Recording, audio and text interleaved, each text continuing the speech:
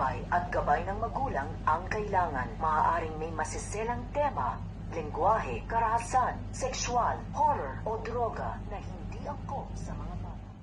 Isang nakakalungkot na kalagayan ang tutunghayan natin ngayon sa pagbabalik ni Dea, sapagkat gawin man niya ang lahat ay hindi niya naisalba ang buhay nito ni Sangre Adamos, kung kaya't dadalhin niya ang wala ng buhay na si Adamos dito sa Lireo.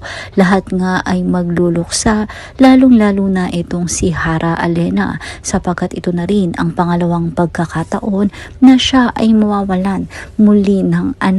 At ito ay dahil nga sa pakikipaglaban at pagtanggol dito sa Adamya.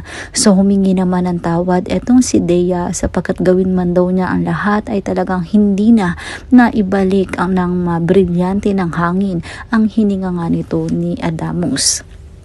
Laking gulat naman ito ni Tera nang makita na nga niya na ngayon naman pagkatapos niya ay ang kanyang Albi naman ang nakahiga at wala ng buhay dito sa higaan na kanyang hinigaan noon nung siya ay nawalan din ng buhay.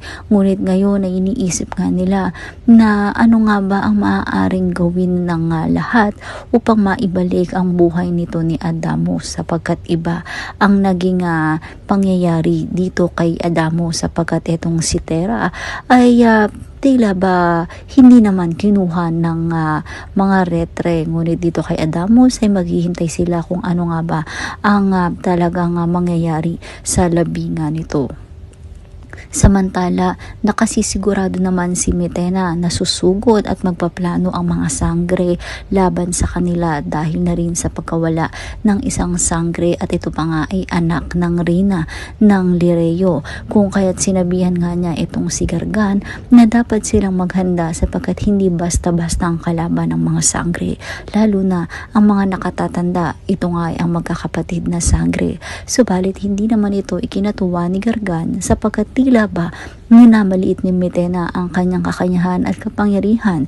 Ngayon sinabi nga niya na hawak na niya muli ang kanyang tungkod at ang itim na brilyante, kung kaya't wala talaga siyang katatakutan at walang sino man ang makadadaig sa kanya. Kung kaya't huwag na nga raw ulitin ni Mitena ang tinura nito na tila ba matatalo si Gargan laban sa mga Sangre. Subalit lingid sa kanilang kaalaman ay tutulong na etong si Cassiopeia dito sa Encantadia, dahil hindi na siya makakapayag na may muli pang mawala dito sa mga Sangre at talagang sasama na siya sa pakikipagdigma.